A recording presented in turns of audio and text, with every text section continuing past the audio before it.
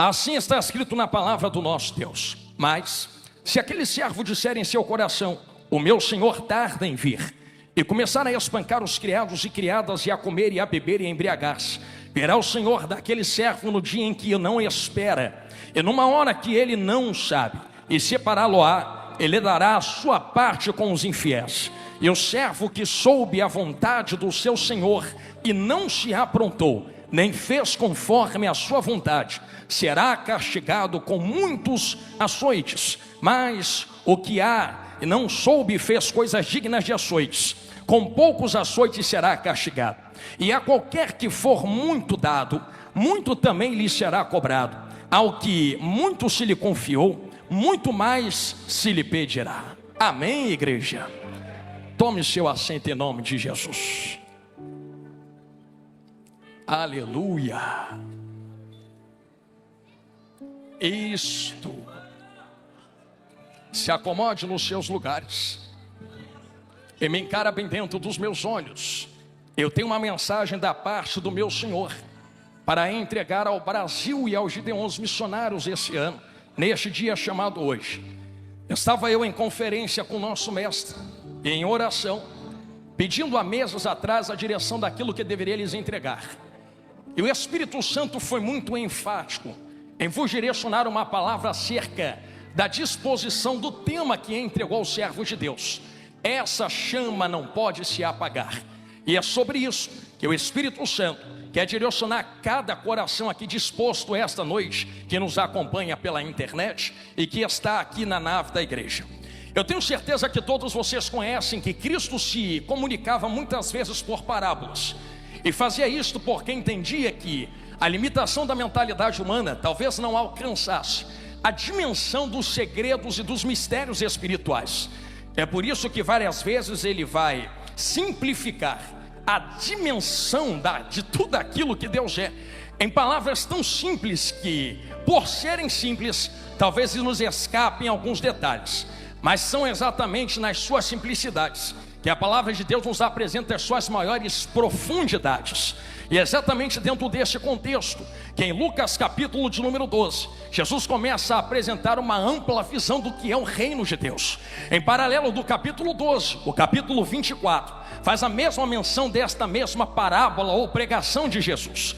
E quando nós pulamos ao capítulo 24, nós estamos caindo dentro de uma pregação escatológica do mestre. Quando você começa a ler o capítulo 24, do verso 1 até o verso 14, você vai ver Jesus dizendo aquilo que havia de acontecer antes do fim chegar. É exatamente neste grupo de versículos que a igreja vai identificar, por exemplo, o esfriamento do amor, as guerras, os rumores de guerras, as perseguições, o levante de falsos profetas. Mas Jesus sempre vai dizer: não se preocupem, porque ainda não é o fim, denotando que esses sinais são necessários para que a igreja possa identificar a proximidade do arrebatamento. Então que fique claro nesse começo de mensagem, até o versículo 14 já está acontecendo na nossa época. E se você for fazer um paralelo, por exemplo, com tudo que sai na mídia, você vai encontrar guerras, rumores de guerras, perseguições. E eu quero parar nesse exato ponto em específico: as perseguições. Eu estou vendo uma multidão de milhares de pessoas aqui dentro do pavilhão dos Gideões Missionários 2026, sentados para serem alimentados pela palavra de Deus. E a pergunta que eu vos faço nesta introdução de mensagem: enquanto vocês estão aqui dançando na presença de Deus, pulando, marchando, dando lugar, quem é que entrou por aquelas portas para fuzilar vocês? Quem é que entrou naquela porta ali para arrancar a cabeça de vocês fora? Quem é que entrou ali para fazer como na Nigéria, que milhares de cristãos estão sendo assassinados? Quem é que entrou ali como na Coreia do Norte para jogar dentro de prisão e torturar? Quem é que entrou ali como em certos países da África para poder fazer aquela maldade que tu sabe qual é com as mulheres? Quem é que entrou ali para prender só porque tu está falando de Jesus, como em alguns países da América Latina? Quem é que entrou ali que, como no Oriente Médio, prédio, dispara e descarrega uma AK-47 só porque gritou Jesus. Vocês entendem que tem lugares na terra nesse exato momento que tem gente sendo fuzilada e o sangue escorrendo no chão só porque está dando glória a Deus que tu pode dar aqui dentro. É por isso, pastor Gilmar, que quando eu entro na presença de Deus, eu não meço o tamanho do glória e do aleluia que outros dão, e nem eu mesmo dou. Eu sei o que a igreja está passando na terra. Outros queriam estar sentados no teu lugar e não pode, mas tu pode estar sentado aqui. Eu fiz esta introdução para trazer uma mensagem de um nigeriano. Ano passado eu estava em missão na Angola, e um nigeriano veio até mim e disse: pastor, quando o senhor pregar ao Brasil, diz para os irmãos brasileiros que entrar na presença de Deus no Brasil não é obrigação, é oportunidade que Deus está dando a vocês, e manda eles aproveitarem a oportunidade que Deus está dando, porque nós queríamos cantar como vocês cantam e não podemos, nós queríamos dançar como vocês dançam e não podemos. Mas Jonathan, avisa eles que se nós não nos encontrarmos na terra, um dia nós nos encontraremos na glória por toda a eternidade para louvar ao Cordeiro de Deus. Enquanto eu prego isto a vocês nesse começo de pregação, o meu coração, a minha alma chora por dentro, por ver irmãos, Jesus, chorando e a alma se deleitando e derramando, por causa da terrível perseguição que se levanta contra a igreja na terra. Será que enquanto eu ministro isso a vocês, vocês podem colocar na tábua da vossa mente as milhares de vidas e de almas que estão gemendo e chorando debaixo de espadas, de fuzis, de facas e de torturas? Eu vou além. Será que vocês podem ouvir as milhares de almas que gemendo e chorando estão gritando, chamando e precisando de alguém lhes entregar a poderosa palavra de Deus? Este é o cenário que nós estamos vivenciando. Não, os irmãos precisam entender que talvez o Brasil ainda não esteja vivendo uma via de fato de perseguição. Nós estamos numa bolha de proteção divina. Deus ainda não permitiu o peso da espada passar na igreja brasileira. E dá glória a Deus por isso, porque eu já vi gente dizendo que a perseguição tem que despertar, mas avivamento não vem através de perseguição. Tem muita gente errada por causa disso. Se fosse assim, a Coreia do Norte tinha o maior número de igrejas. Entenderam? Na esquerda, vou falar olhando para a direita. Coreia do Norte é perseguida, estão sofrendo com a ausência de palavra, igreja e avivamento. Não é perseguição que traz avivamento em uma nação. E eu quero começar a entrar por aqui. Pastor, o que é que traz avivamento dentro de uma nação? Lucas capítulo de número 12, Jesus vai começar a contar uma parábola e um cenário acerca do reino. Nós começamos a entender que tem alguns personagens, e dentro da palavra, e dentro da teologia, melhor dizendo, nós que estudamos a teologia, podemos dissecar e absorver algumas respostas da parte de Deus, trazendo à luz os personagens que existem dentro da palavra. Quando nós lemos o capítulo 12, estas partes que nós vemos que Jesus vai fazer menção de um mordomo e de servos. O mordomo nada mais é do que alguém que é servo junto com outros servos. E a palavra utilizada por Jesus aqui no grego dá a entender que era alguém que estava no meio dos servos, estava misturado com a multidão, não merecia estar onde está, mas foi apontado pelo senhor da casa por ter proximidade e a confiança do seu senhor. O seu senhor pega aquele servo de entre os servos e o eleva a mordomo. Então alguém que está elevado não é nada mais do que apenas um servo em uma posição diferente dentro da casa. E como Jesus mesmo disse, que a quem muito é dado, muito é cobrado. Esse mordomo tem algumas regalias, alguns acessos, mas também tem algumas responsabilidades. Por exemplo, todo servo dentro da casa, todo aquele que serve dentro da casa tem que ter as suas necessidades atendidas. E estes servos que estão trabalhando dentro da casa precisam ter suas vestes em dia, precisa ter alimento na sua mesa e precisa ter lugar para dormir. Quando nós dissecamos a teologia, aprendemos que estes servos não pediam nada ao seu mordomo e ao seu senhor, porque a casa era responsável por sustentar esses servos. Então o servo não precisa pedir nada, a casa é que tem a responsabilidade de sustentar esse servo. É a casa quem dá comida, é a casa quem dá roupa e é a casa quem dá moradia para eles morarem. Entenderam? Na direita, vou falar olhando para a esquerda. O servo não precisa pedir, a casa se responsabiliza de lhe entregar. Entenderam? Na esquerda, vou falar olhando para o centro. O servo que é servo não precisa pedir, a casa tem o dever de se responsabilizar pela estrutura do servo. O servo não pede, porque a casa da comida, a casa da moradia e a casa da roupagem. Agora olha que engraçado, que do meio desses servos, ele escolhe um como mordomo. Esse mordomo ainda é servo, então mordomo também não pede, porque o mordomo também é sustentado, mordomo também tem comida, mordomo também tem moradia. Só que o mordomo tem acesso a outras coisas que os servos não têm.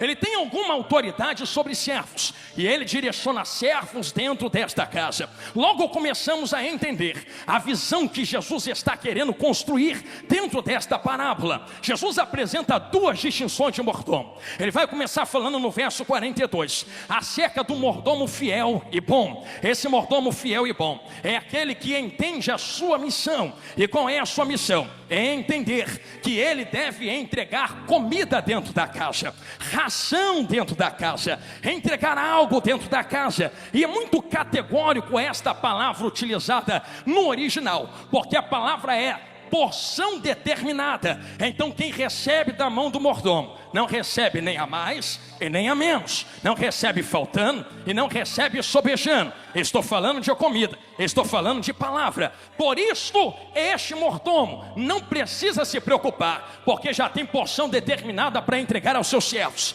Parênteses aberto àquilo que Deus ardeu no meu coração.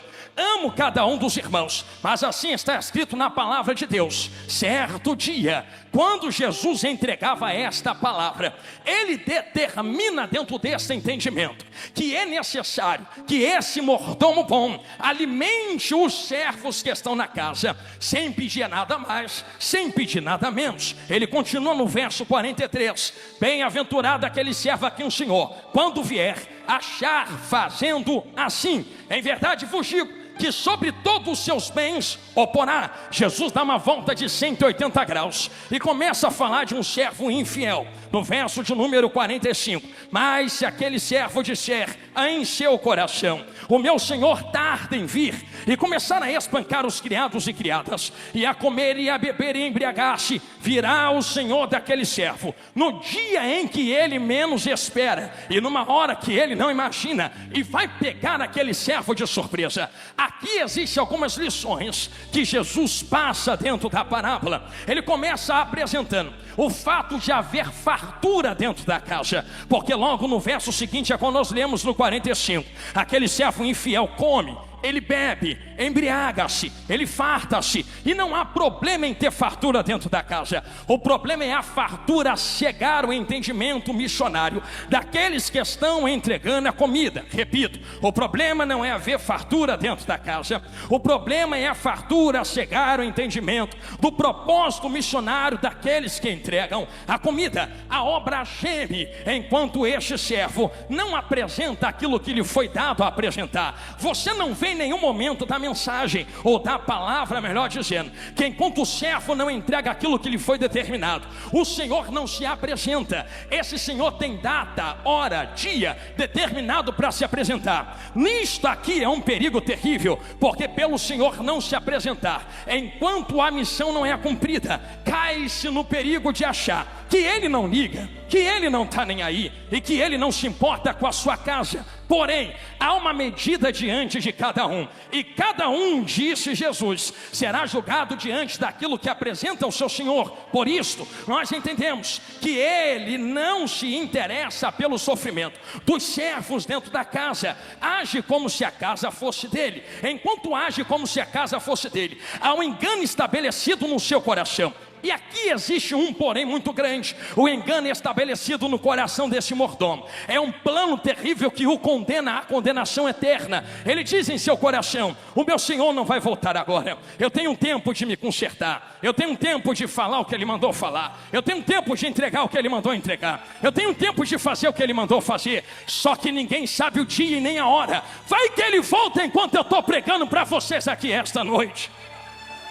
Se ninguém sabe o dia e nem a hora, Jesus, eu estou correndo desta palavra, mas vou precisar falar. Se ninguém sabe o dia e nem a hora, começamos a entender que existe alguém responsável por comida dentro da casa. Parênteses aberto. Eu me lembro de um dia, Esaú chegando do campo assim desse jeito, cansado da guerra, cansado da batalha. Jacó disse: irmãozão, senta aqui, porque aqui tem comida. Tá aqui a lentilha que eu preparei para você comer. Come, só que tem um preço. Você quer comer o que eu estou fazendo? Eu quero, eu estou com fome. Tem misericórdia de mim, não me deixa morrer sem comida.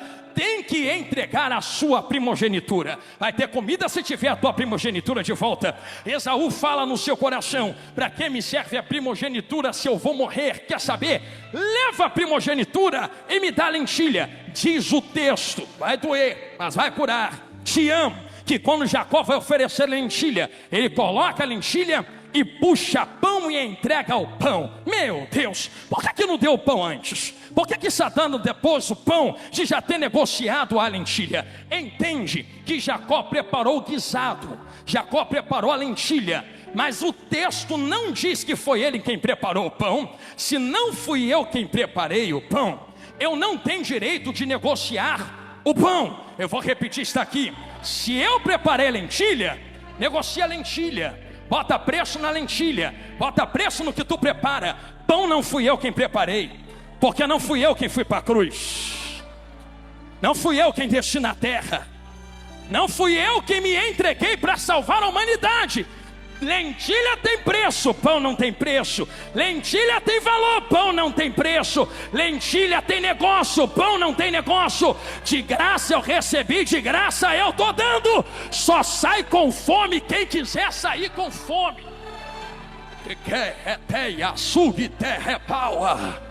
Não. Jacó está responsável pela lentilha e pelo pão dentro da casa.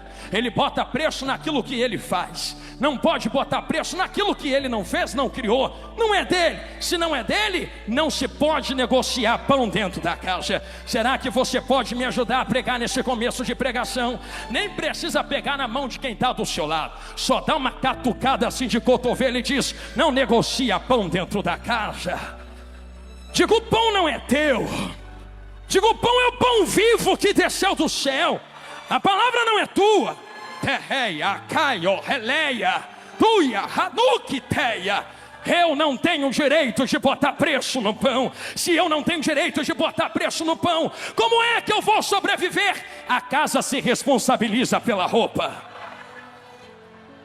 A casa se responsabiliza pela comida. A casa se responsabiliza pelo lugar de dormir. Aqui está a vertente do que Jesus prega. Eu não posso botar preço, porque a casa se responsabiliza de me sustentar até o arrebatamento. Pastor, tu está falando isso aí porque dentro desta parábola? Porque dentro desta parábola identificamos uma coisa terrível que acontece. Este servo fala em seu coração: ele não vai voltar agora não.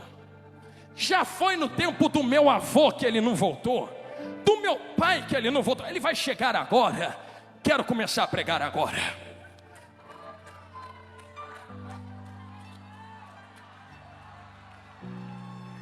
Me cobre, Jesus. O maior perigo de quem está dentro da casa é perder o foco do motivo de estarmos aqui reunidos. Porque o servo infiel mantém foco em coisas terrenas. É comida, é bebida, é satisfação de desejos próprios. Só que o servo fiel entende: eu tenho uma missão, e a minha missão é alimentar quem tem fome. A minha missão é sustentar quem está trabalhando na casa. A minha missão é sustentar quem tem projeto de Deus na vida. Se existem esses dois direcionamentos dentro da palavra, o direcionamento e o perigo desse servo infiel, é começar a colocar o foco em coisas terrenas. E aqui está uma das maiores identidades do século atual. Pastor, qual é a identidade do século atual? Que existe algo aceso dentro da casa que estava se apagando. O que é que estava se apagando? Estava se apagando a esperança do arrebatamento e da volta de Jesus grandão da Galileia. Ele vai voltar a qualquer hora, qualquer dia ele chega, qualquer hora ele vem, e não percebem que vivendo dissolutamente estão a um ponto e a um fio de cair na mão do seu Senhor. Eu sei que se tu cair na mão do diabo, Deus te livra. Eu sei que se tu cair na mão de homens, Deus te livra. Cai na mão do teu Senhor para ver quem é que te livra. Anu, terremaio. Eu teria medo de viver com foco na terra, sabendo que a qualquer momento a trombeta pode tocar só para mim e eu encontrar com a eternidade. Que é que tu tem para apresentar na tua mão diante do seu Senhor? A eternidade está diante de nós. E o cabresto fino desta mensagem: vocês têm 50, 40, 30 anos, 70, 80. Fala para mim quanto tempo dura uma eternidade. Vai trocar uma eternidade com Deus por causa de 80 anos?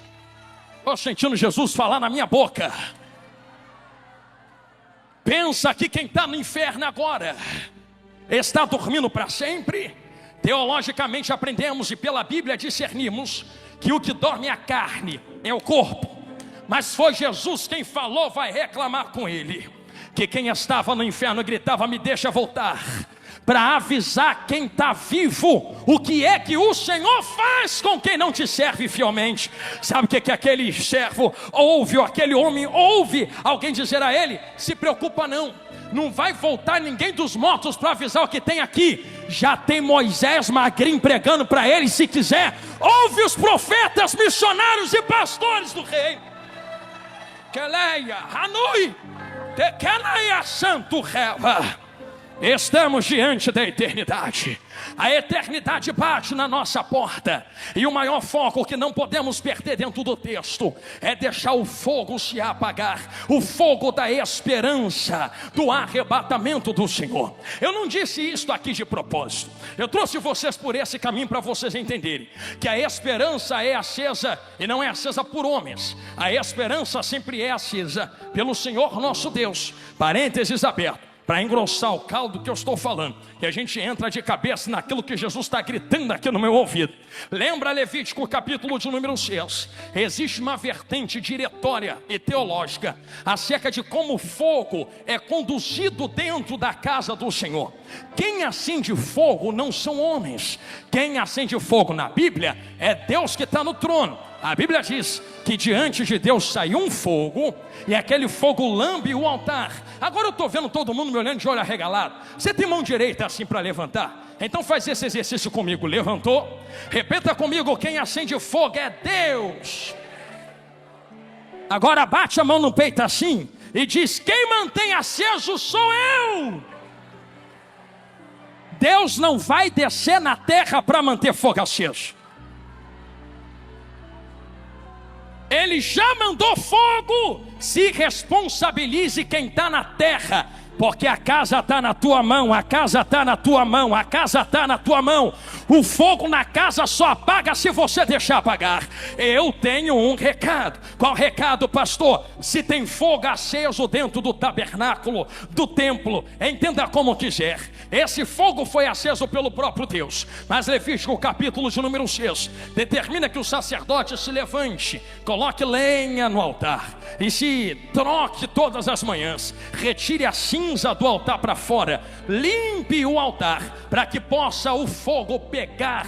E quando esse fogo pega, consome tudo que está em cima do altar. Repare que quem acende fogo é Deus e quem mantém aceso o fogo é homens. Sim, aí você começa a entender a chamada de Samuel. Estou voltando e cortando para Lucas 12. Por que Deus chama Samuel? Será que Deus chama Samuel porque cansou de quem estava na frente da casa? Não. Será que Deus chama Samuel porque não foi com a cara de quem estava na frente da casa? Não, tem um motivo específico para Deus levantar Samuelzinho do meio dos servos e da multidão e o chamar no meio da noite. Você lembra? Samuel, Samuel, foi a primeira vez? Não fui eu. Samuel, Samuel, vai de novo? Não fui eu. Vai de novo? Não fui eu. Quando esta voz te chamar, abre a boca e diz: fala que o teu servo, opa, voltei no 14, alguém percebeu? Fala que o teu servo está ouvindo. Ele não se dirige a alguém que está acima, ele se dirige diretamente ao servo. Me cansei do que está acontecendo na terra, vou passar a vassoura, vou entrar com espada, vou entrar de madeira. Samuel, diz aí que eu estou chegando. Sabe o que acontece? Eu sei porque Deus está levantando Samuelzinho na terra. Eu sei também que existe gente que estava diante daquela casa, e existe um perigo que muitas vezes alguém olha para esse texto e imagina: Deus está trocando Eli por causa da idade. Olha o dedão do pregador aqui. Deus nunca levou em conta a idade. Pastor, leva idade em conta sim. Leva não. Quando Deus vai contabilizar uma geração, Ele leva em consideração princípios princípios que estão sendo estabelecidos, obedecidos, e princípios quebrados. Por exemplo, eu vou dar um exemplo bem prático aqui. Você sempre vai ouvir que nós sempre pregamos geração do avivamento, sim ou não? Geração da santidade. Tu já ouviu alguém pregar geração dos 15 aos 20 anos? Geração dos 30 aos 40 anos? Porque não é idade, é princípio, avivamento, santidade, da palavra, do fogo, do manto, geração. Deus também não faz isso que muitos pensam. É por isso que eu vou dar um exemplo dentro do parênteses, que um dia, vou até chegar para trás aqui para alguém ver, vem andando alguém assim, e alguém vem trazendo na sua barriga um menino, chamado quem? João Batista. De lá para cá e de lá para cá e daqui para lá, na outra direção, também vem uma mulher andando, Maria. João Batista na barriga de Isabel, já entenderam aqui, falou olhando para lá. Jesus na barriga de Maria. Vamos falar do culto que aconteceu aquele dia? Qual era a idade de João Batista? 6 meses, nem tinha saído da barriga. Qual era a idade de Jesus grandão da Galileia? Apenas alguns meses dentro da barriga. Pensa que Deus liga para a idade? Jesus nem nasceu, já estava enchendo João na outra barriga. João nem saiu, já estava assim lá dentro, ó. Que glória, que glória, que glória, que glória, que glória. Tem gente nascida que não faz, eu vou esperar nascer para fazer. Eu já vou dançar aqui dentro dessa barriga mesmo, ó. Varão que me usa. Deus não olha para a idade, Deus olha para princípios mantidos. É por isto que Deus está chamando Samuel. E entendemos que se Deus não leva a idade em conta, mas princípios em uma geração. Entendemos que Deus não está descendo e vai doer, mas vai curar. Deus não está descendo na terra por causa do pecado de Ofni. Tu não vê a palavra dizendo: e Ofni pecou e Deus veio. Já entenderam aqui? Tu é de EBD, hein? Tu não vê escrito na Bíblia: e Finéias pecou e Deus veio. Mas peraí, pastor, era adultério, era roubo da oferta de Deus, era fornicação na porta do templo. E Deus não veio. Deus não desce em pecado alheio, porque só se apresenta onde é invocado. Você acha que quem está pecando está invocando Deus? Mas, porém, contudo, todavia, entretanto, antes que a lâmpada se apagasse. Vou engatar a segunda agora. Deus desce na terra e fala: não, agora já é demais. Eu não venho no teu pecado. Quiser pecar, peca. Quiser adulterar, adultera. Quiser roubar, rouba. Mas não toca no fogo, não toca no fogo, não toca no fogo, não toca no fogo. O fogo não pode se apagar. O fogo não pode se apagar. É porque não toca no fogo. Porque quem acendeu o fogo não é quem está na terra. Quem acendeu o fogo é quem está sentado no... Ele se responsabiliza pelo fogo que acende na terra. E se tiver que trocar uma geração inteira para manter o fogo aceso, Ele vai trocar uma geração inteira, mas o fogo não vai se apagar. Não vai. Não vai. Pastor, porque não pode se apagar? Vem comigo para dentro da Bíblia. Não se apaga, porque esse fogo tem nome, tem presença. Eu sei que nós identificamos fogo como Espírito Santo, mas dentro da Bíblia Espírito Santo é óleo, é azeite. Fogo é a glória de Deus. E você vai ver vários exemplos disso dentro da Bíblia, mas não vou enfadar os irmãos. Entende-se que o candelabro estava aceso porque tem azeite dentro. Se tem óleo, sustenta fogo em cima. Quando você vê Atos capítulo 2, você entende que houve um vento que entra, como o som de um vento impetuoso. Quando o Espírito entra, o óleo desce. O Espírito Santo representado pelo óleo no candelabro, somente depois é que tu vê línguas repartidas como de fogo. Então, se não tem óleo, não tem fogo. Se não tem óleo, não tem fogo. Se não tem Espírito Santo, não adianta nada. Pode falar bonito, pode cantar bonito, pode fazer o que for. Se não tem o Espírito Santo, se não tem o óleo, não vai ter fogo. Fogo é sustentado por óleo. Glória é sustentada pela presença do Espírito Santo de Deus. Se tu entende isso em Atos capítulo 2, comece a compreender que o fogo que foi aceso, porque tinha óleo presente dentro daquela casa. Se tem óleo, tem fogo, pastor? Sim. Então peraí, o fogo que desce está os capacitando. Correto. Você acertou de novo, porque foi Jesus mesmo quem abriu a boca para dizer: eu sei que vocês, missionários, pastores, crentes, gideonitas, crentes do Brasil, todos que estão na internet, querem ser minhas testemunhas em Jerusalém, em Samaria, confins da terra. Tu quer sair para ganhar gente no teu trabalho, na tua rua, na tua escola. Só que vocês não vão sair para ganhar lá, enquanto não acender e receber fogo dentro da casa. Percebam que Deus faz uma conexão de ganhar almas com fogo aceso. Se o fogo está aceso, vai ter almas. Se o fogo apaga, não tem almas. A chama missionária pode ser convertida à chama do Espírito Santo e da glória de Deus. Não se ganha almas, e me permita dizer isto de maneira escancarada, com estratégias humanas, elas ajudam, mas o que ganha e mantém uma alma firme na presença de Deus é o óleo, fogo e pão. Óleo, fogo e pão. Óleo, fogo e pão. Será que o Gideões pode repetir isso nesse começo de mensagem comigo? Diga: óleo, fogo e pão. Nenhuma dessas coisas são minhas, mas temos a responsabilidade de cuidar do óleo, do fogo e do pão. O fogo não pode apagar, o óleo não pode faltar, e o pão não pode ser negociado. Se tem óleo, se tem fogo, se tem pão, tem chama missionária. Se tem chama missionária, tem alma, tem o reino, tem o Brasil inteiro nos pés de Jesus. Você pode confirmar isto comigo dizendo glória a Deus? Preciso seguir dentro deste texto. Se entendemos que existem algumas particularidades dentro da presença de Deus, agora eu me pego olhando para Lucas capítulo 12 e vendo o grande perigo do texto. Alguém estava dentro da casa, vivendo, como se fala no Rio de Janeiro, a moda lá Bangu. O que é a moda lá Bangu? Do jeito que faz tá bom, do jeito que é tá bom. Estou me preocupando com o meu umbigo, e os outros que, se quiserem, caçem alguma coisa para fazer. Não entendendo que ele foi levantado para conservar o pão, o óleo e o fogo. Pensam vós que a maior coisa e o maior perigo, que pode acontecer em uma casa, em uma igreja, é perder o foco da urgência do arrebatamento. Agora eu quero entrar de cabeça, porque uma das maiores estratégias do diabo, já foi o tempo de diabo arrancar gente de dentro da igreja.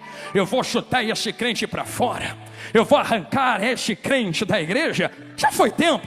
É mais lucrativo manter dentro da casa. Entenderam aqui? Vou falar olhando para lá. É muito melhor manter dentro da casa. É mesmo, pastor? Sim. Mas se está na casa, tá bom. Não, qual é a visão de quem está dentro da casa? Qual é o foco de quem está dentro da casa? Permita-me abrir um parênteses para testificar isso aqui que eu estou falando. Satanás, um dia, vem comigo para dentro da Bíblia, estava na presença de Deus, via Deus, olhava a Deus. A pergunta que eu faço, e você não precisa gritar, só pensa no seu coração. Tu pensa que Satanás, quando se rebela contra Deus, luta como contra ele? Pensa que Satanás puxa espada assim? Olha para o pastor, vem comigo Deus, que hoje é na força. Se Satanás puxasse a espada diante de Deus, Deus ia olhar para ele e falar assim: é na espada que tu quer? Vamos ver quem tem mais poder. Acabou, venci. Satanás não ia conseguir ficar 1 milésimo de segundo de pé diante de Deus.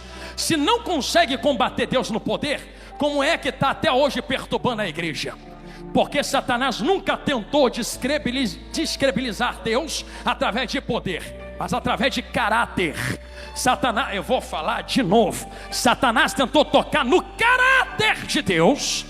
E pastor, onde você vê isto teologicamente? Entendemos que Isaías e Ezequiel apresentam um quadro, eu estou entrando em arrebatamento agora, um quadro do que Satanás era antes de cair da presença de Deus. Eu sei que tem teólogos, amigos meus mesmo, que dizem, não pastor, isso aí era rei da terra, mas irmão, não tire a espiritualidade do texto. Enquanto ele estava diante de Deus, ele se apresentava coberto de pedras preciosas e intentou no seu coração ser igual a Deus. Percebeu que em nenhum momento do texto diz e puxou a espada contra Deus, mas ele carrega 1/3 do céu, sim ou não? Não se carrega 1/3 do lado passando espada, não se carrega e se convence alguém botando pistola na cara. Pode até ir na força, mas não vai convencido. Como é que se convence? É mais ou menos assim, ó. Deus está aqui, Satanás está aqui, os anjos estão ali. Você não entende que dentro da palavra diz, nos teus negócios te corrompeste? Peraí, como é que alguém se corrompe em negócio se já está coberto de pedras preciosas? Não está negociando ouro, não está negociando prata, não está negociando pedras preciosas, está negociando influência. E os negócios deles são mais ou menos assim: quero dividir o reino porque eu quero ser igual a ele. Cola do meu lado que a gente consegue ser igual a ele. Sai da placa dele e vem para a minha, cola aqui. Entenderam? Vou falar de novo. Aí vai no outro. Você não acha que é muito poder na mão de um só, não? Você não acha que é muita autoridade para um ficar mandando e todo mundo ficar obedecendo, não? Mas não entende que a casa de Deus funciona assim.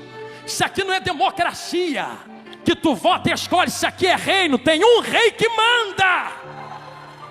Senti Jesus na minha boca. Por isso Satanás tenta dividir mais ou menos, cola comigo, cola comigo, cola comigo. 1/3 do céu se rebela contra o nosso Senhor Deus. Eu vou fazer uma pergunta para entrar de cabeça no arrebatamento. Ele usou espada? Não. Usou o que, pastor? Lábia, palavras. Vou falar de novo, estou chegando em Lucas 12 de volta. Palavras. Não se corrompe alguém que está diante de Deus com espada. Se não, já percebeu que quer vir contra mim? Se não dá para mudar Deus que está sentado no trono, eu mudo a visão de quem serve a Ele. Jesus me cobre. Se não dá para mudar a glória dEle, eu mudo a visão que tem acerca da glória dEle. Agora tudo é pecado, agora não pode pular, não pode marchar, não pode fazer o avião.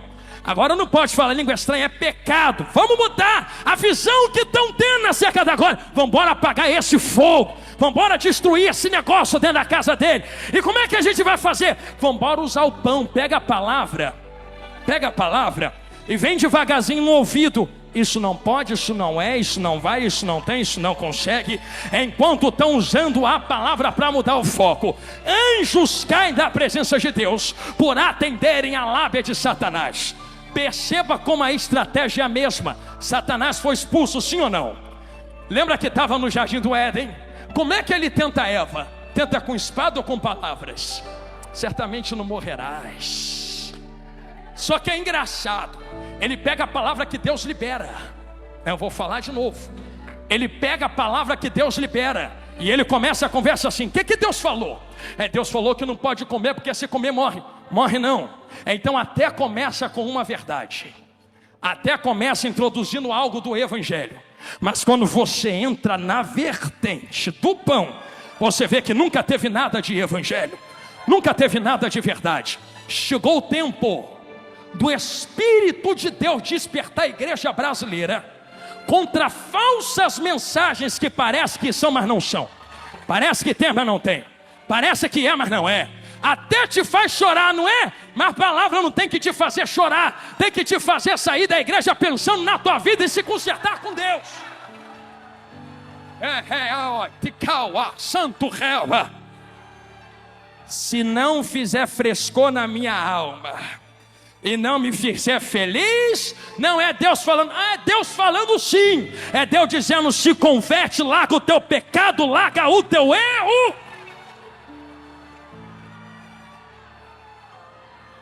Quem dera o Senhor, a nação brasileira entendesse que a palavra do Senhor não tem obrigação de fazer ninguém feliz, pelo contrário, ela faz alguém sair chorando da igreja, pensando na própria vida e dizendo: eu tenho que me consertar, eu tenho que melhorar. Só que estamos diante de um tempo aonde um dos principais sinais do arrebatamento se apresenta. Em Mateus 24, na pregação escatológica maravilhosa do meu mestre, ele diz que se levantariam falsos profetas. Já sei, pastor, falso profeta é quem vem de chifre dentro da igreja. Não, vem vestido como profeta, parece profeta, diz que é profeta, anda como profeta, fala como profeta, mas ao invés de pregar a verdade, passa a mão na cabeça de quem precisa se consertar com Deus. Eu vim trazer uma palavra no Gideões 2026. Eu ainda creio em uma geração que vai entrar dentro da palavra, levantando a bandeira do evangelho e dizendo: se for para bater, me bate, eu só não quero é perder a minha salvação. Se tu levantou a mão, levanta ela gostosa em nome de Jesus assim. Eu sinto Deus falar na minha boca. Eu convido esta casa santa e cheia da palavra a liberar 10 segundos de glória a Deus. Se aqui ainda tem palavra, como eu sei que tem, abre a boca. Aqui não é melzinho na boca, aqui é chicote estalando nas costas mesmo.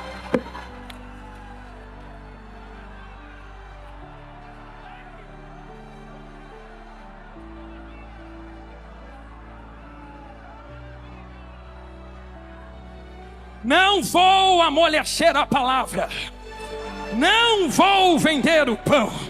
O que não teve de gente falando: cuidado, rapaz, cuidado, homem.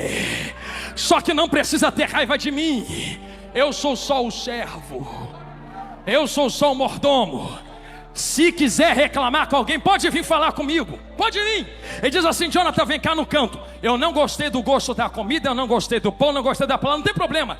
Como não fui eu que fiz, esta madrugada ainda, eu vou procurar quem fez em oração. Vou. Eu peço ele para te procurar aonde você estiver, para ele botar o dedo na tua cara e falar: por que não comeu o pão que eu botei diante de ti para tu comer? Ratuia. Só morre de fome se quiser morrer de fome. Mas eis aqui diante de vós o pão vivo que desceu do céu, que é a palavra de Deus.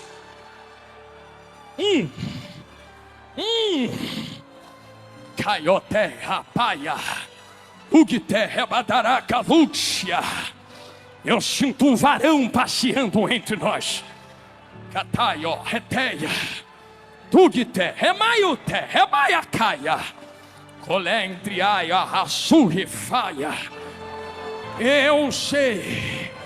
Eu sei que a verdadeira igreja tem entendido o que tem acontecido no nosso tempo. Um dos principais sinais do arrebatamento não é guerra nem rumor de guerra, não é a fome nem a perseguição, porque Jesus foi categórico em Mateus 24. Ele não disse quando estourar a guerra é o fim. Ele não disse quando houver perseguição é o fim. Ele foi claro: quando este evangelho é o pão. A guerra de Satanás nunca foi guerra, rumor de guerra, perseguição. É o pão. Ele está tentando mudar a visão da igreja concernente ao pão. Só que o pão alimenta. E se esse pão ainda é vivo, pensa que a estratégia do diabo mudou? É a mesma que derrubou anjo, é a mesma que derrubou Adão e Eva. Hoje a estratégia é essa. Eu sei que eu vou falar algo aqui que dói mais cura. Ele chegou em anjos, e a ideologia de Satanás para os anjos é: Deus é muito forte para mandar em tu. Tu merece carregar o que ele tem. Tu pode, tu vai, tu consegue, tu é o cara. Vai no teu eu, vai na tua força. A ideologia do eu derrubou anjos. Chega até Eve: não morrerás, tu serás como Deus. É sobre tu, é tu que é o cara, é tu que é a mulher, tu é a cocada. Pensa que mudou no dia de hoje? Pregações que dizem tu tu. Não, é você. Tá, você é legal, é bonzinho, é serva. Mas e Cristo? E o pão? Não é sobre mim, não é sobre mordomos e servos, é sobre o pão vivo alimentando gente dentro da casa. Eu deixo uma orientação à igreja brasileira: rejeitem qualquer manjar ou refeição aonde o pão vivo não seja o centro da mensagem. Rejeitem na cara dura. Se não estiver falando de Cristo, pega a mala e sai, pega a Bíblia e vai embora, vai para onde está falando de Jesus.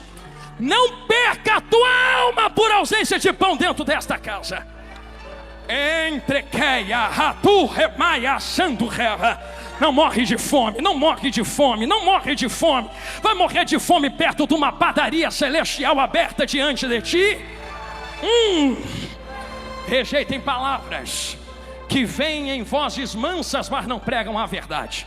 Um dia alguém disse para mim: tu grita muito. Eu disse: mas eu grito a verdade. Você gosta de ouvir mentira em voz mansa? Não é melhor gritar uma verdade? Ouve um grito falando que tu precisa de Jesus, senão tu vai para o inferno. É melhor do que uma massagem no teu coração dizendo: tu. É muito tu que vai descer de tobogã para o inferno, mas poucos fiéis que vão subir no toque da última trombeta. Também calúcia, terreia, caioteia.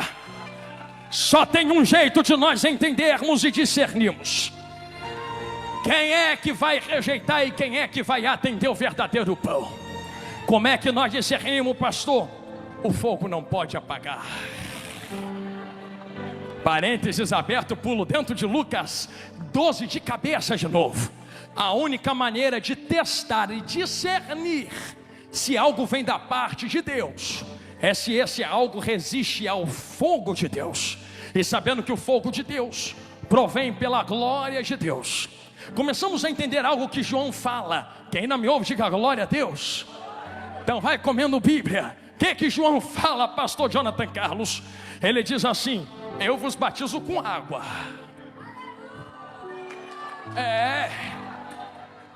Mas vem um aí atrás de mim, após mim, perdão, que não batiza com água, ele vos batizará com o Espírito Santo. Com fogo. Ele não deu a opção de escolha. Ele não disse escolhe o fogo ou o Espírito Santo. Ele deu os dois. Se ele dá os dois, isso está implícito no original. Por favor, com todo respeito a quem não acredita, mas está muito claro no texto que isto aqui não é fogo do inferno. Isto aqui é fogo que ele entrega para fazer a obra. Pastor, onde está esse fogo? Eu poderia falar de Jeremias, de fogo ardendo nos ossos, mas permita-me falar da sarça ardente, porque só é destruído no fogo de Deus quem não é do fogo. Vou falar de novo.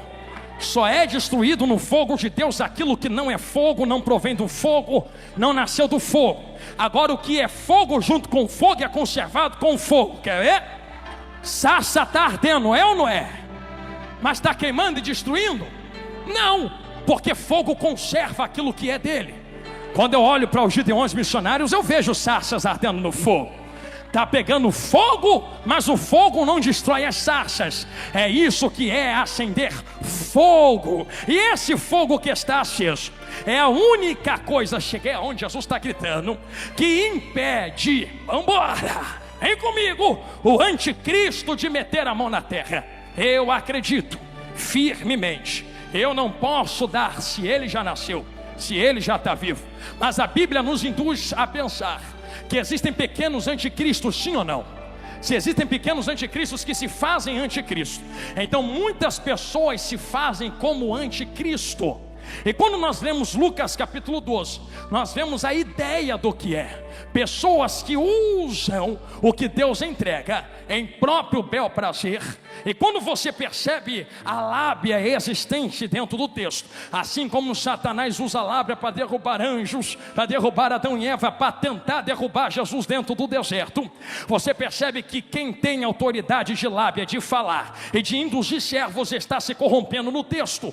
Logo se faz um pequeno anticristo. Anticristo tem uma característica: ele usa a lábia para corromper. Você vai ver dentro da Bíblia e dentro do Novo Testamento que o anticristo vai usar a lábia para ganhar nações, para fazer guerras, para destruir. Nós tivemos exemplos de anticristo já na história humana. Por exemplo, você vê eu não vou falar o nome, mas o ditador alemão da Segunda Guerra era um exemplo de um pequeno anticristo. Você vê, por exemplo, líderes bélicos que destroem e matam, são exemplos de anticristos que chegam ao poder com lábia, mas quando chegam destroem, matam e acabam com nações. O anticristo terá o poder de destruir e induzir através da lábia. Porém, a Bíblia é categórica: se ele está vivo ou não, eu não sei, não me importa saber, porque como disse a missionária Neide antes de mim, eu estou indo para a glória. Quem quiser ficar com ele aí, fica. Eu não nasci para ver anticristo, eu nasci para ver Cristo. E quem pegou a fiação do que eu estou falando, pegue.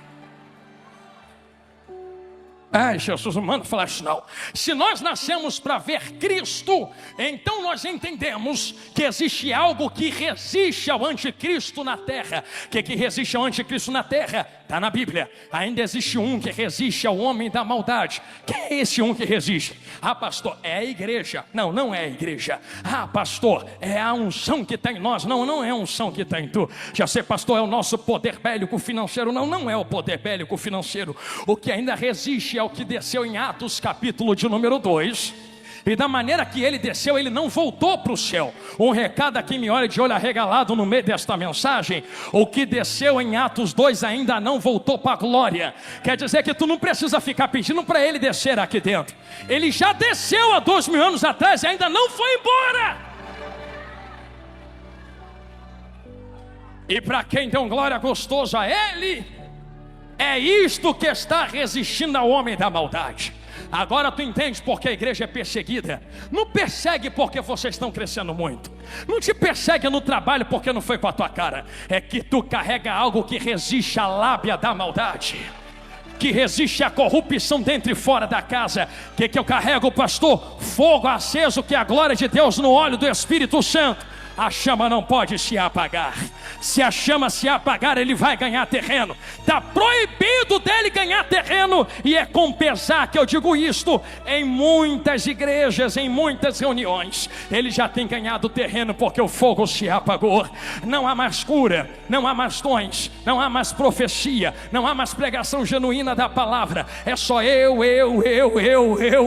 para a terra, e nunca eu para a glória, preparando-se para encontrar com Cristo. Mas como eu estou pregando para um povo que o fogo ainda está aceso, eu lhes dou um recado esta noite: todo fogo que Deus acende na terra, assim como o tema dos Gideões este ano, o fogo não pode se apagar. Então vamos, todo fogo aceso na terra tem em si a responsabilidade em quem carrega. Eu comecei pregando que vocês têm a responsabilidade de manter esse fogo aceso, e isso é verídico. Somos nós quem alimentamos o fogo, somos nós que mantemos a chama missionária acesa, somos nós que levamos a glória de Deus para dentro da floresta, somos nós que levamos a palavra para dentro dos desertos, somos nós quem atravessamos os continentes para declarar a bandeira do Evangelho e a glorificação do nome de Deus aos povos. Somos nós que carregamos a palavra de Deus. Se somos nós que carregamos e nós que levamos esse fogo aceso nos nossos corações, não tem como fazer o que Deus mandou se o fogo se apagar. Por isto, a minha retórica hoje se induz em dizer a vós: o arrebatamento está prestes a acontecer, muito perto, muito próximo. E eu termino do meio para o final desta mensagem dizendo que o tempo que vocês estão vivendo e o tempo que este mordomo infiel não conseguia perceber é um tempo muito próximo do toque da última trombeta. Eu não quero ser enfadonho aos irmãos em teologia, mas preciso dizer isso. Lembra de quando Jesus abriu a boca para dizer, para tu entender o tempo que vocês estão vivendo: a geração da figueira não passará sem que estas coisas se cumpram. Alguém disse que a geração da figueira é a geração de Pedro, Tiago e João, mas Jesus não disse isso. Jesus disse: olha para a figueira, porque vocês sabem que quando ela bota os ramos para fora, está próximo o verão. O verão não chegou, porque não tem como discernir a data exata que ele entra, mas você já está sentindo o calor dele chegar. Você está vendo o ambiente mudar porque ele está chegando. Você está vendo as coisas acontecerem ao seu redor porque o calor se aproxima. Figueira tem um nome determinado dentro da Bíblia. A figueira é comumente conhecida como a nação de Israel, pastores e missionários. O que Jesus estava dizendo é: olha para Israel. E pastor Adriano, pastor Gilmar, pastor Abner, meus amigos, nós entendemos que olhar para Israel é como olhar para um relógio de Deus. Jesus estava dizendo: Israel vai entrar no inverno terrível, vai perder as folhas, em outras palavras, vai deixar de ser nação. Eu dei essa volta para chegar aqui em arrebatamento. Mas fica olhando para Israel, porque quando botar folhinha para fora de novo, em outras palavras, quando voltar a ser nação, vocês sabem que eu estou muito perto, muito próximo de vir buscar a minha igreja. E lá se vai Israel. Jesus sobe para a glória, anos 70 chega, Roma invade, dispersa os israelitas, deixa de ser nação. Mas Jesus está do céu, olha para a figueira, olha para a figueira, olha para a figueira. Vai o tempo do Império Romano, Israel não volta a ser nação. Vai o tempo do Império Bizantino, Israel não volta a ser nação. Vai o tempo do Impérios Árabes e Mamelucos, Israel não volta a ser nação. Os cruzados entram na terra, Israel não volta a ser nação. De repente os islâmicos otomanos entram, Israel não volta a ser nação. Império Britânico entra, Israel ainda não era nação. Até que em 1948, resumindo muito, se senta nas Nações Unidas um grupo de homens, e a retórica era: esse povo sofreu muito. Oswaldo Aranha liderando, brasileiro, é por isso que eu gosto do Brasil, liderando a conferência, disse: vamos determinar a questão dos judeus. Eles estão voltando para aquela terra. O que é que vamos fazer? Divide a terra e dá um pedaço para eles e deixa outro povo no outro pedaço. Eu não sei se tu gosta, ama ou não Israel, também não estou nem aí. Eu sei o que a palavra diz. A palavra diz: quando Israel voltar a ser nação, sabe que a geração desta figueira não passará. Israel voltou a ser nação em 1948. Eu estou proibido pela palavra de marcar dia, de marcar data, de marcar hora. Eu não sei quando ele volta para buscar a gente, para buscar vocês, mas ele mandou medir o calor do verão. Então vou medir o calor do verão.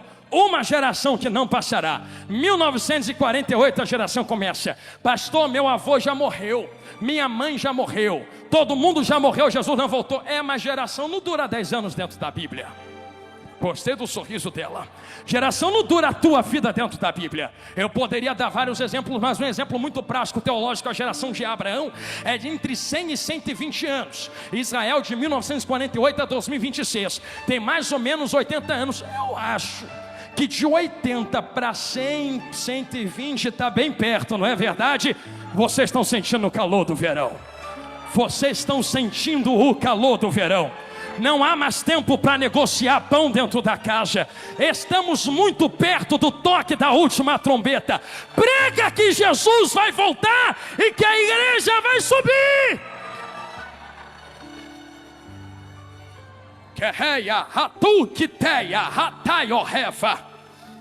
A palavra é clara, que o servo infiel batia e espancava os seus irmãos.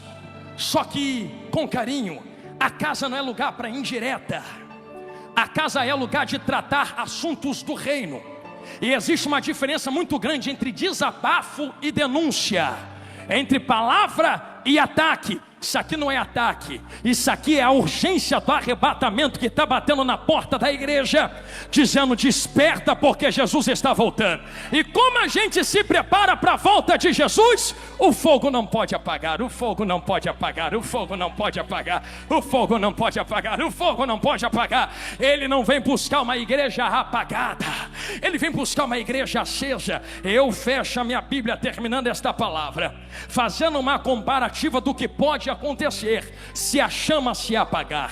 Um dia Paulo está sentado à beira da fogueira desse jeito assim. O fogo começa a apagar, apagar, apagar, apagar, apagar. Alguém levanta e fala: o fogo está apagando, ninguém vai fazer nada nisso aqui não. Ninguém vai levantar, chegou todo mundo comigo. Não vai levantar para catar graveto? Então é o seguinte: se ninguém mais quer, eu quero. Deus não precisa de uma multidão, Deus precisa de um. É entender aqui, recebe quem quer, fala olhando para lá. Deus não precisa que a maioria esteja de acordo, Deus precisa de um louco que se levanta para catar graveto no meio desse mistério. Tem do Remaia, um louco que se levante. Se vocês não querem, porque é tão fácil aproveitar do fogo que está aceso. Quero ver levantar para catar graveto e botar no fogo que está aceso. É tão fácil, não é? Eu vou aplicar, porque eu não vou ficar dando volta para explicar. É tão fácil falar: vai missionário, adiante missionário, faz a obra missionário. Eu quero ver tu pegar teu gravetinho no teu bolso, botar na mão dele e falar: vai. Mantenha a chama acesa. É tão fácil absorver e sentir o calor do fogo. Paulo se levanta, estou terminando agora, começa a catar graveto desse jeito assim, ó.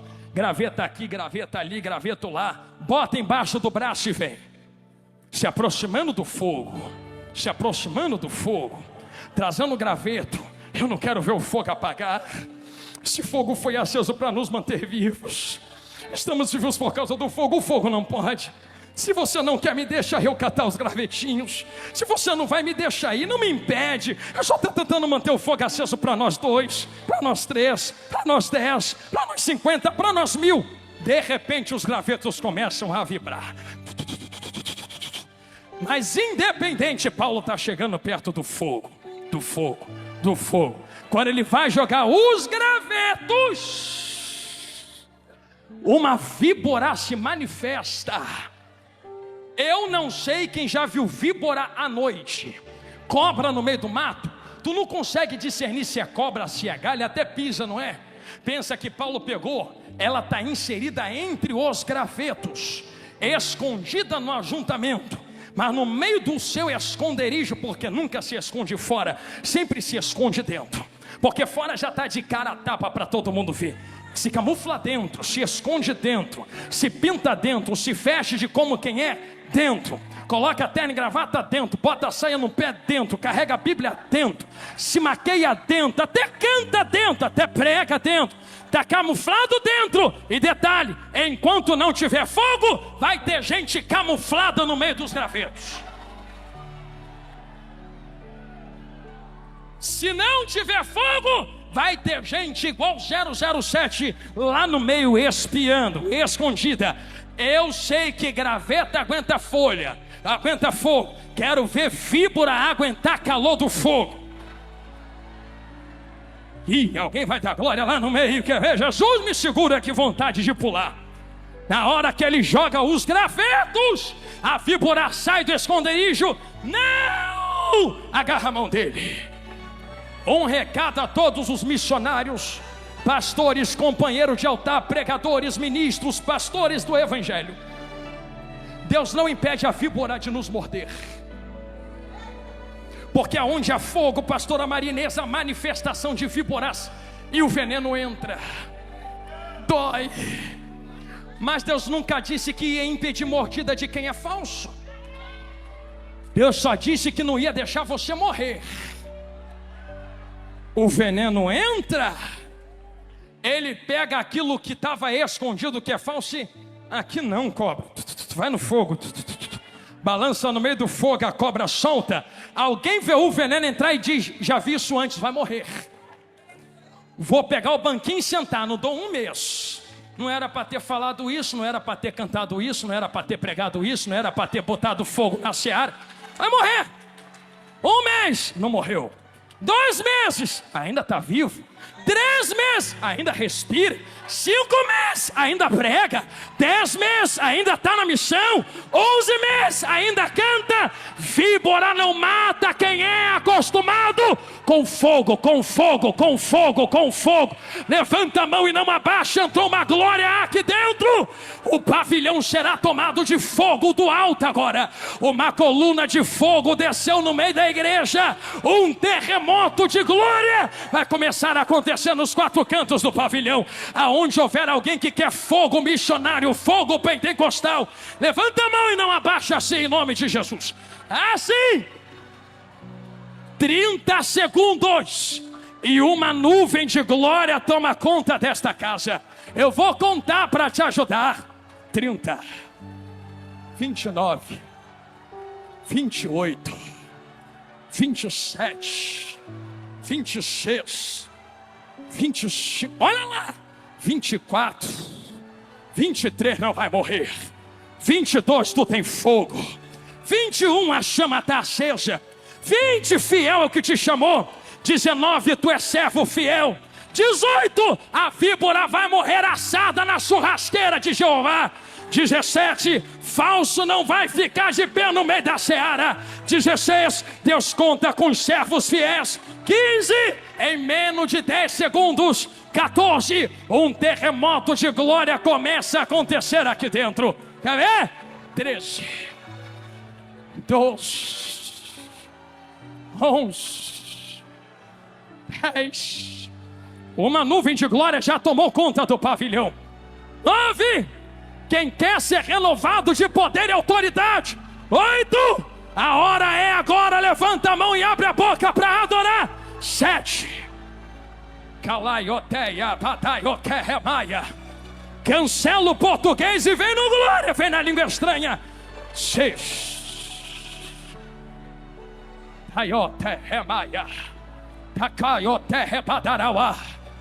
Ugiteia, Calamancho, Terrei, para não dizer que foi porque eu gritei. 4. Eu largo o microfone aqui no altar. 3. Se é de mim, acaba agora. 2. Se é Deus quem está dando um sinal de glória na igreja. 1. A confirmação da palavra vem com fogo. Olha o fogo que desce aqui dentro esta noite.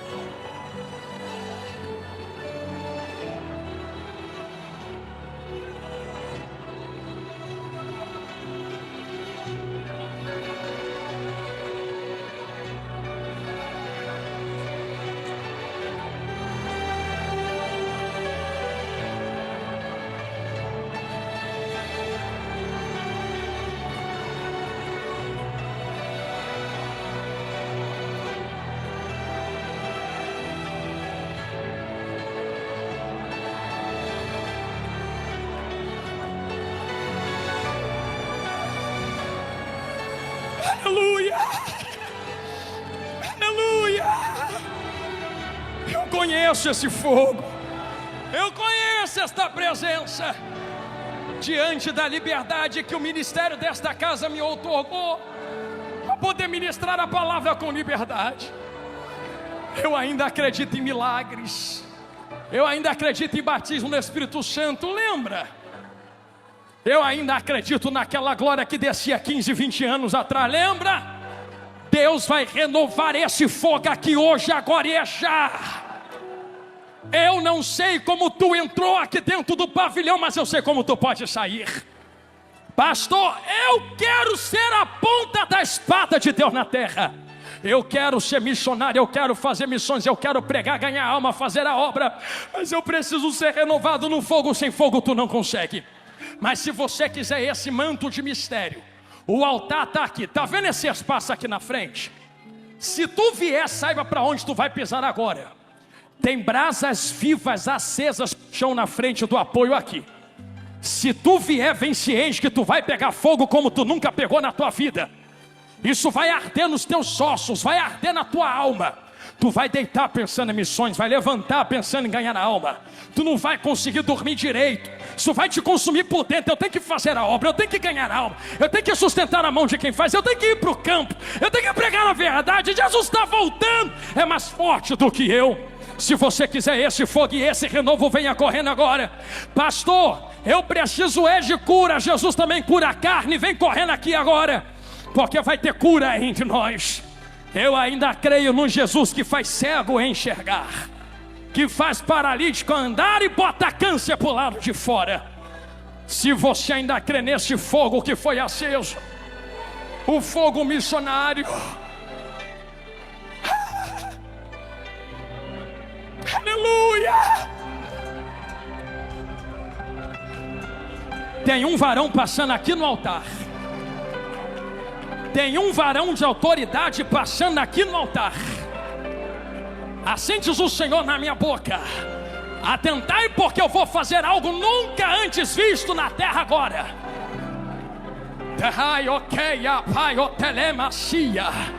Tem um rolo desenrolado e tem manto de mistério descendo na cabeça de crente. Se prepara para tu viver o que tu nunca viveu, para tu receber o que tu nunca recebeu. No meio desta multidão eu quero conhecer se há alguém para Cristo.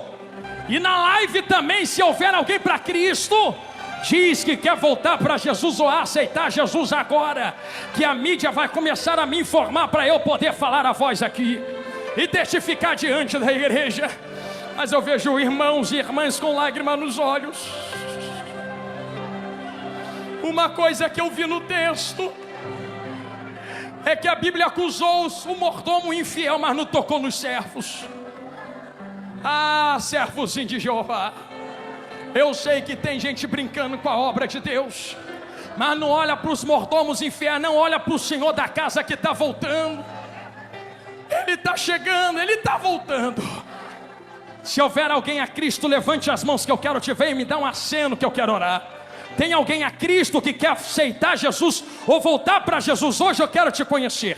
Tem uma alma ali, pastor Gilmar, tem outra ali, tem duas. Aonde, pastor Adriano? A terceira vida, a quarta está aqui também, então são 4 vidas agora. Cola com ela aí, minha irmã. A quinta vida está ali, a sexta e a sétima estão lá, estão me apontando, 7 agora. A 8ª vida, onde está? Eu quero lhe conhecer. Tem 8ª vida de mão levantada ali atrás, fazendo assim.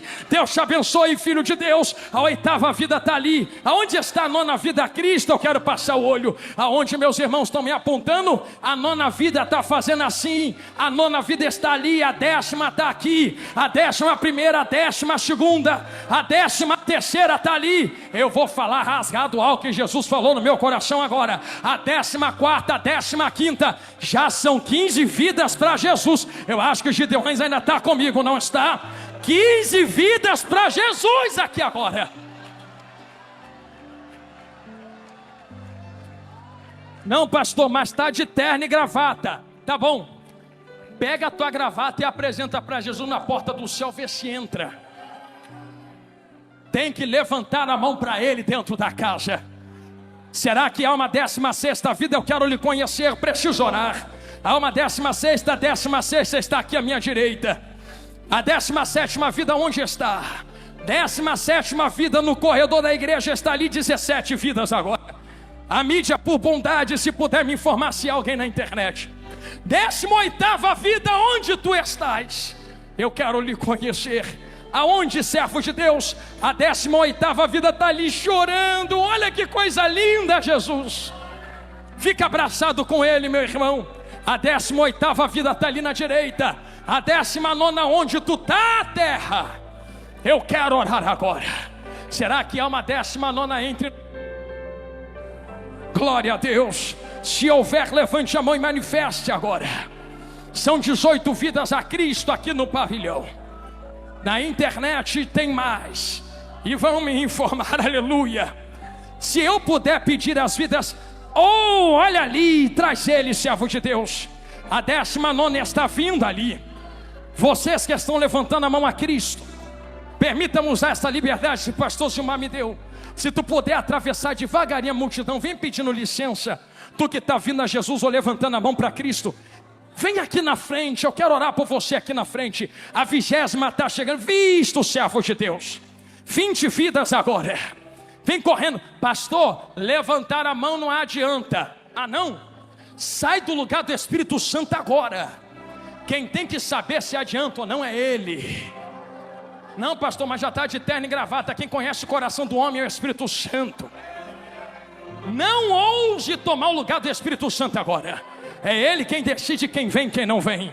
Já tem 20 vidas aqui no altar. Se a mídia puder me informar quantos na internet, fique as 20 vidas aqui na frente agora. Mais 2 aqui, isto. Então são 22, as irmãs estão me apontando. 22 vidas agora.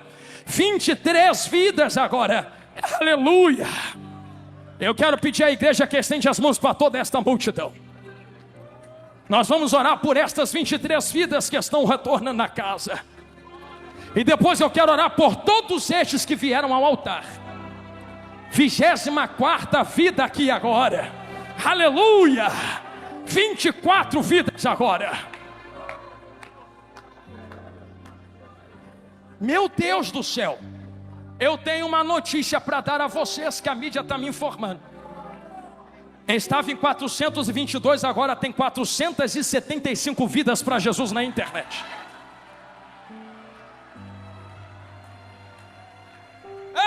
Pastor Gilmar, agora são 515 ali. Vai chegar a 1000. Então são 24 vidas aqui dentro. E mais 515 ali na internet. Eu sinto Jesus nesta mensagem. Agora já são 570 almas pela internet aceitando Jesus. Não, eu vou ficar falando para ver se a igreja entende, pastor. Porque por uma vida tem festa. Imagina por 570 mais 24 aqui agora. Que é da glória, 596. Olha ali, está escrito, não estou inventando. Tu pode filmar, servo de Deus, mostra para eles no telão. 596 vidas a Jesus na internet. E está aumentando. Agora são 625. Eu só vou orar quando Jesus mandar ali. 625, 660 vidas agora. Tinha mais de 20 mil pessoas online assistindo. Foi liberto da cachaça aqui agora. Já botou para fora o que estava prendendo ele. Está tendo milagre aqui dentro da casa. Jesus ainda liberta. E já são 733 almas aceitando Jesus na internet. Quando chegar a 1000 vidas, dê a maior glória que tu puder, para estremecer a terra e envergonhar o diabo. Agora já são 762 vidas. Meu Deus do céu, 814 almas pela internet. Mais uma, 25 vidas a Jesus grandão aqui no pavilhão. 25 aqui no pavilhão. 861 na internet. Isto está no telão, quiser olhar, olha. Não estou inventando. Tem milhares de pessoas aceitando Jesus na internet agora. 861 almas a Jesus grandão da Galileia. E mais 25 aqui dentro do pavilhão do Gideões Missionários 2026. Eu vou começar a orar agora. Por 1000. Agora são 949, meu amigo pastor Gilmar Miguel. Com 1000 a gente começa a orar. 982.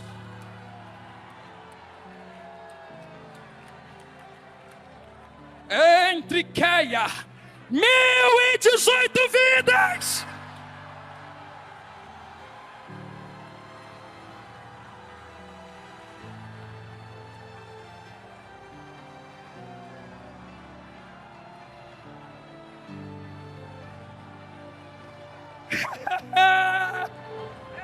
É por isso que eu orei a ti, Senhor.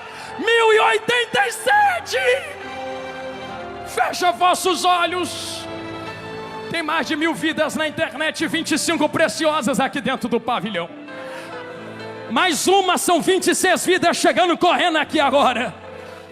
Abraça ele, meu amigo. Estende as mãos, igreja, vamos orar por essas 1177 agora. E 26 aqui dentro do pavilhão. Meu Deus, 1206 agora. Aonde, serva de Deus? Mais uma aí? Duas. Então 27, 28 vidas aqui dentro do pavilhão. 28 vidas no pavilhão e 1227. Pode deixar, pastor, aleluia. Eu quero pedir que tu estenda as mãos, vamos orar por estas 1270 vidas na internet, por estas 28 vidas aqui no pavilhão. E todos vocês que vieram à frente receber renovo do fogo de Deus. Enquanto eu estiver orando, só glorifique a Deus. Quem estiver doente será curado agora. Aonde tiver caroço será expelido. Se houver AIDS, se houver pressão, se houver doença hereditária, vai cair por terra agora em nome de Jesus. Vocês serão curados. E fogo arderá continuamente sobre o altar e não se apagará. Feche os olhos, Gideões Missionários 2026. Senhor, meu Deus e meu Pai, Pai amado, querido e de bondade, 28 vidas estão se rendendo aqui no pavilhão a Ti. E mais 1.400 almas na internet. Senhor, milhares de vidas estão te aceitando como Salvador. Senhor, isto é fruto da mensagem.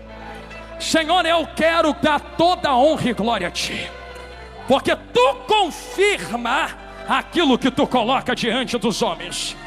Senhor, eu lhe peço, escreva o nome das 1.452 almas na internet e das 28 vidas aqui no pavilhão, no livro da vida. O que passou, passou, ficou para trás. A partir de hoje começa uma nova história.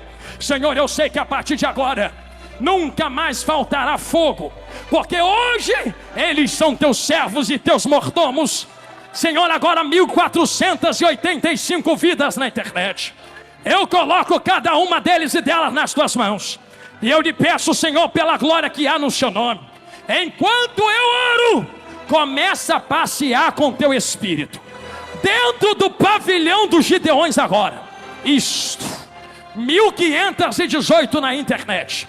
Senhor, aonde houver alguém doente, toca agora nesta carne, toca agora nos nervos, toca agora nos ossos, toca agora no sangue. Eu profetizo cura sobre eles. Toda enfermidade bate em retirada em nome de Jesus. Senhor, eu lhe peço, arde Teu fogo sobre eles. 1.550 vidas agora na internet. Aqui já tem 30 vidas, então são 1.567 mais 30 vidas no pavilhão. Senhor, eu lhe peço, enquanto eu estou orando, passa em revista entre eles. Vê quem está de boca aberta te adorando. Senhor, já tem gente batizada no Espírito Santo aqui. Começa a renovar com fogo agora, fogo agora, fogo agora, fogo agora, fogo agora. E isso, tem gente sendo liberta de demônios ali. Fogo agora, fogo agora. 1.600 almas na internet. Fogo agora, fogo agora.